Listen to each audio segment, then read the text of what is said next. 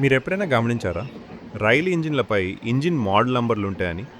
అవి ఎందుకంటే, ఆ ఇంజిన్ ఎలక్ట్రిక్‌దా లేక డీజిల్‌దా? లేదా అది గూడ్స్ ట్రైన్ ఇంజినా లేక ప్యాసింజర్ ట్రైన్ ఇంజినా అన్నది తెలియజేయడానికి. ప్యాసింజర్ అంటే మనుషులెక్కే రైలు. కానీ ప్రతి స్టేషన్‌లో ఆగే రైలు ప్యాసింజర్ ట్రైన్ కాదు. ఇంజిన్ కోడ్‌లు ఎలా ఉంటాయంటే డబ్ల్యూఏపీ లేదా డబ్ల్యూడీపీ లాగా ఉంటాయి.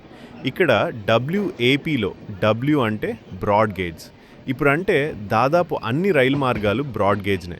కానీ ఒకప్పుడు మీటర్ గేజ్ మార్గాలు కూడా ఉండేవి. అందుకే మొదటి అక్షరం డబ్ల్యూ అంటే బ్రాడ్ గేజ్ అని అర్థం.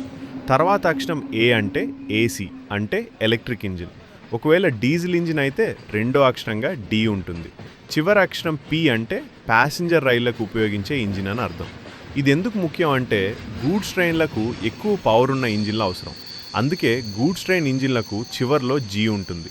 అంతేకాదు చివరగా చూస్తే డబ్ల్యూఏపీ అంటే డబ్ల్యూ బ్రాడ్ గేజ్, ఏ ఏసీ ఎలక్ట్రిక్, పి ప్యాసింజర్. ఇప్పుడు ఒక ప్రశ్న, డీజిల్ గూడ్స్ ఇంజిన్కు ఏ కోడ్ ఉంటుంది? కామెంట్స్లో చెప్పండి.